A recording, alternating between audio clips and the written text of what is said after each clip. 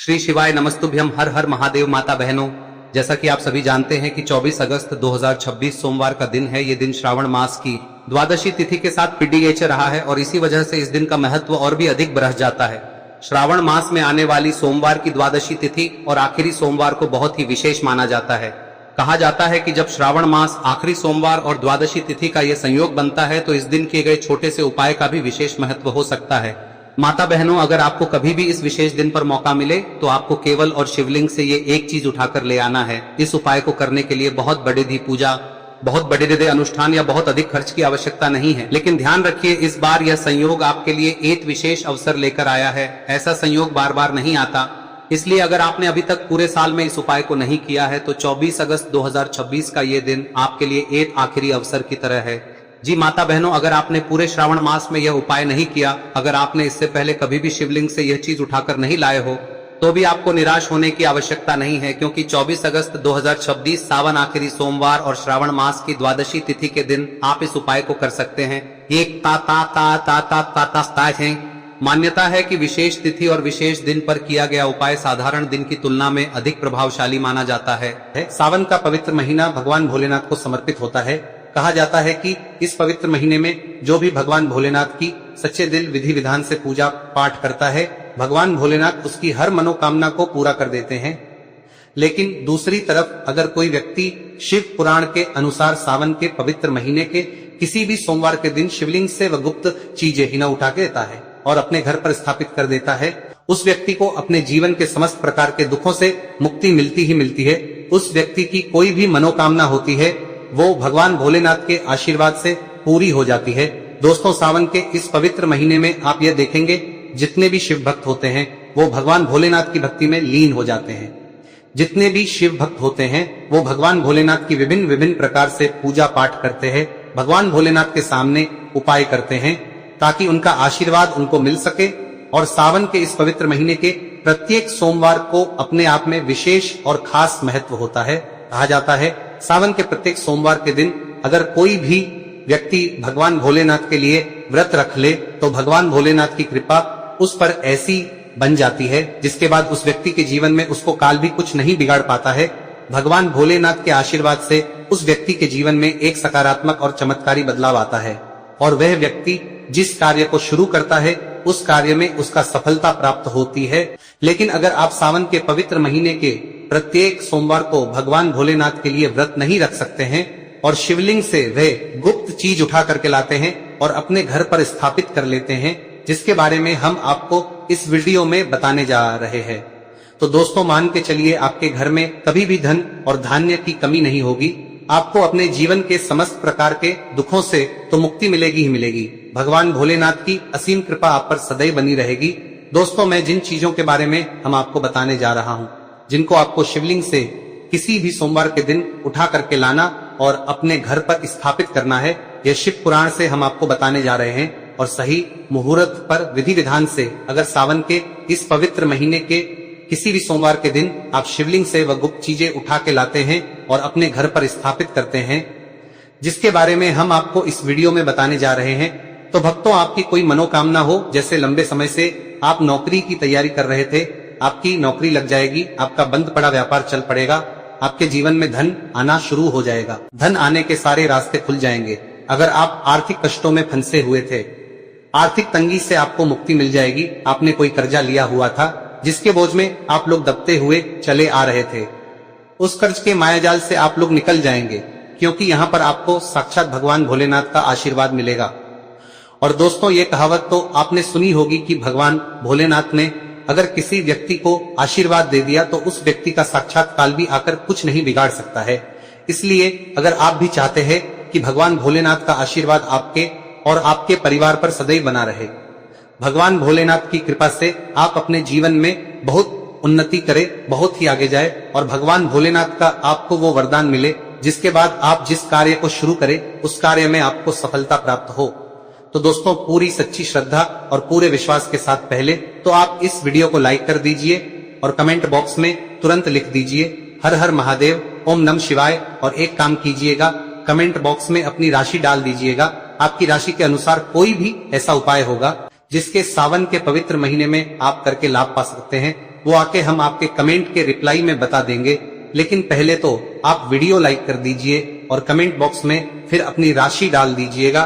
देखिए, सबसे पहली चीज, अगर आप नौकरी की तैयारी कर रहे हैं और आप चाहते हैं कि आपकी नौकरी लग जाए, तो यह उपाय कीजिए जो आपको हम बता रहे हैं, और यह उपाय करने के बाद मान के चलिए आपकी नौकरी लगना तय है। सावन के इस पवित्र महीने में किसी भी सोमवार के दिन आपको सुबह उठना है, नहाना धोना है। अब आप कांच के एक शीशी ले लीजिए, चाहे प्लास्टिक की शीशी ले लीजिए।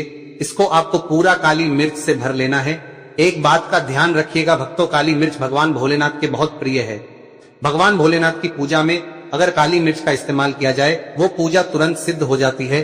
अब आपने एक शीशी को काली मिर्च से भर लिया। अब आपको एक लोटा जल लेना है। एक लोटा लीजिए, उसमें गंगा जल लीजिए। गंगा जल मार्केट में 2 शून्य रुपए या 5 शून्य रुपए का मिल जाता है। भगवान भोलेनाथ के मंदिर जाइए, अपना मुंह उत्तर की तरफ करके शिवलिंग पर एक लोटा जल अर्पित कीजिए। जब आप पानी पूरा डाल दे, ये जो शीशी लेकर आए हैं आप लोग काली मिर्च की, इसको शिवलिंग से छुए और अपने घर के पूजा घर में लाकर के स्थापित कर दीजिए। अपने पूजा घर में रख दीजिए। आप कभी भी आप नौकरी के इंटरव्यू के लिए, पेपर लिखने के लिए, किसी भी चीज के लिए नौकरी से संबंधित घर के बाहर निकालिएगा। इस शीशी से एक काली मिर्च निकालिएगा, अपनी जेब में रख लीजिएगा और फिर अपनी नौकरी संबंधित कार्य के लिए जाइएगा। आपकी नौकरी लगने में जितनी भी बाधाएं आ रही थी, वो बाधाओं को ये काली मिर्च सोख लेगी और आपकी मनचाही नौकरी लग जाएगी। भक्तों, इसको अंधविश्वास मत समझिएगा, यह प्राचीन काल के समय का महा उपाय है। शिव पुराण के अध्याय नंबर 54 में भी इस उपाय के बारे में वर्णन है। आप चाहे तो वहां से भी पढ़ सकते हैं। और यह उपाय करने के बाद अब अच्छी आपकी नौकरी लगेगी। इस उपाय को करके कई लोग अच्छे अच्छे सरकारी नौकरियां पा चुके हैं। दूसरा उपाय जो हम आपको बताने जा रहे हैं दोस्तों, वो एक ऐसा उपाय है जिसको अगर आपने कर लिया तो आपके घर की बरकत होगी, आपके घर की उन्नति होगी। मान लीजिए भक्तों, आपके घर पर भगवान भोलेनाथ की कला चित्र नहीं है, उनकी मूर्ति नहीं है, भगवान भोलेनाथ के शिव परिवार की कोई मूर्ति नहीं है आपके घर पर, तो भक्तों सोमवार का दिन बहुत ही पवित्र दिन है। या मान लीजिए सावन का प्रत्येक सोमवार बहुत ही पवित्र और कल्याणकारी दिन होगा, जब आप भगवान भोलेनाथ की शिव परिवार की पूरी मूर्ति ला करके अपने घर पर स्थापित कर सकते हैं। और अगर आपने अपने घर पर यह स्थापित कर दिया तो मान के चलिए भक्तों, आपके घर पर भगवान भोलेनाथ और भगवान भोलेनाथ के पूरे परिवार की वो कृपा बना रहेगी। आपके घर की बरकत होगी, आपके घर की उन्नति होगी, आपके घर पर एक सकारात्मक ऊर्जा का वास हो जाएगा। वीडियो में आगे बढ़ने से पहले आपसे निवेदन था भक्तों, वीडियो लाइक करना मत भूलिएगा। भक्तों, आपको एक चीज बता दे, सावन के इस पवित्र महीने में कहा जाता है कि अगर कोई व्यक्ति भगवान भोलेनाथ को रुद्राक्ष अर्पित कर दे तो भगवान भोलेनाथ की कृपा उस पर बन जाती है। दूसरी तरफ कहा जाता है कि सावन महीने में आप किसी भी सोमवार के दिन एक रुद्राक्ष की माला लें, भगवान भोलेनाथ के मंदिर जाएं, भगवान भोलेनाथ के शिवलिंग पर आप लोगों को पहले एक लोटा कच्चा दूध चढ़ाना है, फिर उस शिवलिंग से रुद्राक्ष की माला छुआ करके धारण कर लेना। इतना कर लीजिए भक्तों, और मान के चलिए रुद्राक्ष की माला धारण करने के बाद भगवान भोलेनाथ की आप पर असीम कृपा बनी रहेगी। शायद यह बात आपको नहीं पता है, जब भगवान भोलेनाथ के आंसू धरती पर गिरे थे तभी रुद्राक्ष की उत्पन्न हुई थी, और रुद्राक्ष का इस प्रकार से आपने उपाय कर लिया जैसा हमने आपको बताया है। या तो आप रुद्राक्ष की माला को धारण कर लीजिए या इसको लेकर अपने पूजा घर पर स्थापित कर दीजिए।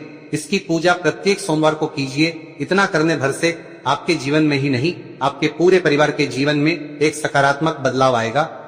भगवान भोलेनाथ के आशीर्वाद से आप लोग अपने जीवन में बहुत ही आगे जाएंगे, बहुत विकास करेंगे। आप मान लीजिए भक्तों, आपके पास पैसा टिकता नहीं है, आप आर्थिक तंगी में फंसे हुए हैं, आपने कोई ऐसा कर्जा लिया हुआ था जिसके बोझ में आप लोग दबे हुए चले जा रहे हैं, तो आपको क्या करना चाहिए? आपको बस सावन के पवित्र महीने के किसी भी सोमवार के दिन एक डमरू खरीदना है। डमरू खरीदने के बाद भगवान भोलेनाथ के मंदिर जाइए, शिवलिंग से डमरू छुआ दीजिए और इसी डमरू को लाइए अपने घर के पूजा घर पर स्थापित कर दीजिए। सिर्फ इतना आपको करना है, और इसी डमरू को प्रत्येक सोमवार को थोड़ी सी धूप दिखा दीजिए। इतना अगर आपने कर दिया तो जिस कर्ज के बोझ में आप लोग दबे हुए चल जा रहे थे, उस कर्ज के बोझ से आपको मुक्ति मिल जाएगी। आपके जीवन में धन चारों दिशाओं से खींचा हुआ चला आएगा। आपके जीवन में आर्थिक तंगी जो है वो आर्थिक तंगी खत्म हो जाएगी, और आपके जीवन में जो पैसा आएगा वो रुकेगा भी, टिकेगा भी, उसमें वृद्धि भी होगी। इसी प्रकार से भक्तों मान लीजिए आपके बहुत गुप्त शत्रु है जो आपको नुकसान पहुंचाना चाहते हैं, जो चाहते हैं कि आप अपने जीवन में कभी आगे नहीं बढ़ पाए। कुछ ऐसे आपके शत्रु हैं जो आपको घर को नुकसान पहुंचाना चाहते हैं, तो आपको क्या करना चाहिए? इस पवित्र महीने के किसी भी सोमवार के दिन आप लोगों को मार्केट से एक पीतल का त्रिशूल खरीदना है। त्रिशूल खरीद करके भगवान भोलेनाथ के मंदिर जाए। भगवान भोलेनाथ के मंदिर जाने के बाद जो भी भगवान शिव की प्रतिमा रखी हो, भगवान शिव की प्रतिमा से दाएं चरण से इस त्रिशूल को छुआए और इस त्रिशूल को छुआ करके अपने घर पर पूजा घर में स्थापित कर लीजिए। भक्तों, आपके लाखों शत्रुओं के खिलाफ खड़े हो, वो आपका एक बाल भी नहीं तोड़ पाएंगे, क्योंकि हम आपको वीडियो की शुरुआत में ही बता चुके हैं। भगवान भोलेनाथ ने किसी को आशीर्वाद दे दिया, उसका साक्षात काल भी आकर के कुछ नहीं बिगाड़ सकता है।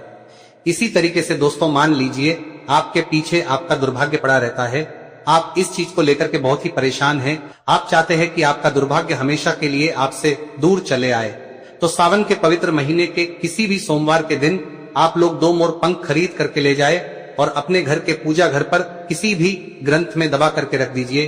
कहा जाता है कि सावन के इस पवित्र महीने में मोरपंख ला करके घर में रखा जाए, तो इससे आपका भाग्य उदय हो जाता है, आपका दुर्भाग्य हमेशा के लिए आपका छोड़ देता है और अपने जीवन में आप बहुत ही आगे जाते हैं, बहुत ही सफल होते हैं। तो दोस्तों, इस वीडियो को यहीं पर समाप्त करते हैं। आपसे निवेदन है, वीडियो लाइक और शेयर करना मत भूलिएगा। ओम नमः शिवाय, हर हर महादेव। अब बताते हैं तुलसी के गमले में आपको वह कौन सी चीज डालनी है जिस उपाय को करने से आप अपने जीवन में महाधनी बन जाएंगे। इतना धन आपको मिलेगा कि कभी भी आपके धन में कमी नहीं आएगी, कभी भी आपका धन बर्बाद नहीं होगा, आपके पैसे की बर्बादी बिल्कुल आपके जीवन से रुक जाएगी। और जो लोग कहते हैं कि घर में पैसा तो आता है, पैसा रुकता नहीं है और पैसा बढ़ता नहीं है, वृद्धि नहीं हो रही है, उन्हें भी विशेष यह तीसरा दिन जरूर करना चाहिए। तो देखिए, पहले ही आपको बता दिया कि श्री हरि विष्णु की पूजा और उनका भोग श्री मतलब तुलसी मैया के बिना अधूरा है ना। और तुलसी मैया जो है वह श्री हरि विष्णु के बिना अधूरी है। तो देखिए, जब भी आप तुलसी का कोई उपाय करेंगे तो सीधे सीधे आप श्री हरि विष्णु को प्रसन्न कर लेते हैं। अब व्यक्ति को, यानी जो भी व्यक्ति है, किस व्यक्ति को कितना धन देना है, यह श्री हरि विष्णु के हाथ में होता है। धन देने का काम माँ लक्ष्मी करती है, जो कि माँ तुलसी का ही एक रूप है। माँ तुलसी जो है यह माता लक्ष्मी का ही स्वरूप है ना। तो आपको करना क्या है, आपको लेनी है यहाँ पर हल्दी पिसी हुई, जो कि श्री हरि विष्णु से जुड़ी हुई है, आपके गुरु गृह से जुड़ी हुई है, आपकी कुंडली में गुरु को मजबूत करती है, सुख सौभाग्य को खींचने का काम करती है, धन को बढ़ाने का काम करती है। तो एक चुटकी पिसी हुई हल्दी आपको लेनी है और यह पिसी हुई सूखी हल्दी ही आपको अपने गमले में, तुलसी का पौधा जिस गमले में लगा है उसमें अच्छे से इस हल्दी को डालना है, ठीक है ना। और ओम नमो भगवते वासुदेवाय नमः इस मंत्र का जाप करना है। कितनी बार? कम से कम 11 बार जाप करना है। ओम नमो भगवते वासुदेवाय नमः इस मंत्र का जाप करते रहना है और हल्के हल्के से तुलसी के पौधे में आपको पूरे गमले में पीसी हुई हल्दी का छिड़काव करना है। तो देखिए, जो व्यक्ति लेता है, ऐसा समझ लीजिए अपने जीवन से नहीं आने वाली 7 पीढ़ियों के जीवन से निर्धनता और गरीबी को दूर कर देता है। क्योंकि हल्दी जो है ना, यह साधारण नहीं है। हल्दी इतनी उत्तम होती है कि रातों रात आपके जीवन में चमत्कार करती है। आपने देखा होगा कि कोई भी शादी होती है, विवाह होता है ना, कोई भी ऐसा शुभ काम हम करते हैं उसमें हल्दी जरूर लेते हैं। गृह प्रवेश जब हम करते हैं तो हल्दी के स्वास्तिक का निर्माण करते हैं। कोई भी अच्छा काम करने जा रहे हैं, हल्दी उसमें लेते हैं और हल्दी जो है ये आपके गुरु ग्रह को मजबूत कर देती है।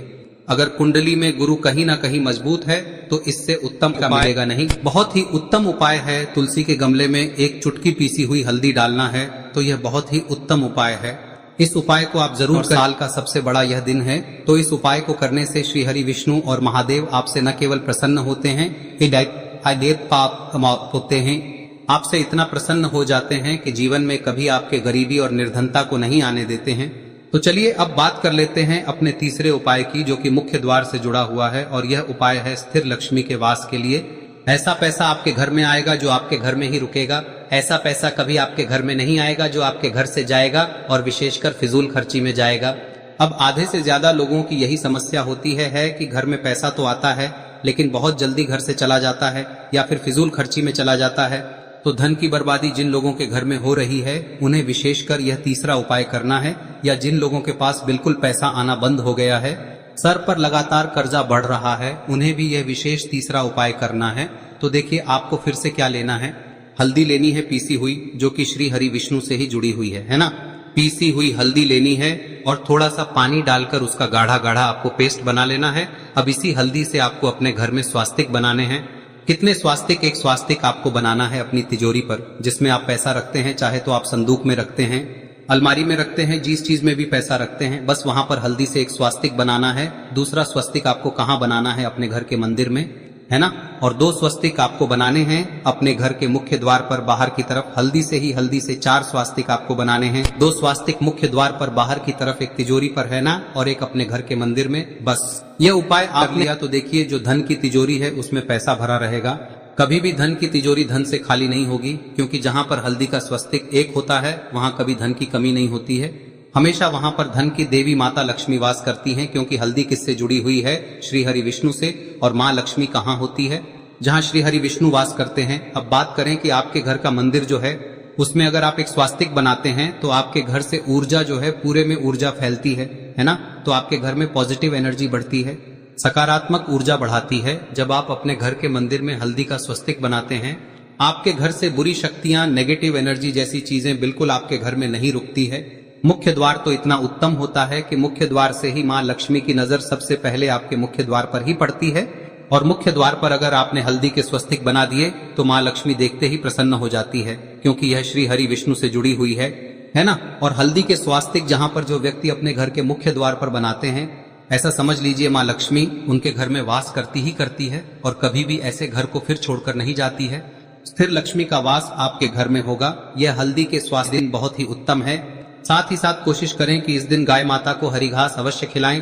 अगर आपको हमारी ये वीडियो पसंद आई हो तो हमारे इस वीडियो को लाइक करें, चैनल को सब्सक्राइब करें, कमेंट बॉक्स में लिखे हर हर महादेव, जय माँ लक्ष्मी। अब बात करते हैं अगले उपाय की। हम सभी के घरों में माता तुलसी का पौधा अवश्य ही होता है। तो देखिए, हमें तुलसी जी के पौधे से सबसे पहले तो 3 पत्ते तोड़ने। देखो, एकादशी वाले दिन आपको तुलसी के पत्ते नहीं तोड़ने।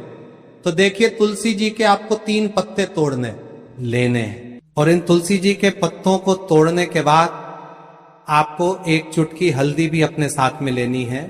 हल्दी के अंदर आपको जल मिलाकर के पेस्ट के रूप में तैयार करना है। और इसी के साथ में आपको एक दीपक भी लेना होगा। दीपक आप मिट्टी का भी ले सकते हैं, आटे का भी ले सकते हैं। और इस दीपक में आपको शुद्ध घी डाल के इसमें आपको लंबी रुई की बाती का प्रयोग करना है। देखिए दोस्तों, आपके पास 3 तुलसी जी के पत्ते हैं। तो पहला जो तुलसी जी का पत्ता है उस पर आपको सबसे पहले तो जो आपने हल्दी ली है उसकी एक बिंदी लगानी है। और पहला जो तुलसी जी का पत्ता है आपके घर में, भगवान विष्णु का चाहे कोई सा भी स्वरूप हो, चाहे लड्डू गोपाल जी का स्वरूप हो, या फिर भगवान कृष्ण की आपके मंदिर में प्रतिमा हो, या फिर भगवान श्री राम की प्रतिमाएं, उनके सामने आपको पहला तुलसी जी का पत्ता अर्पित करना है। अब देखिए दोस्तों, आपके पास जो 2 तुलसी जी के पत्ते हैं और आपके पास जो एक दीप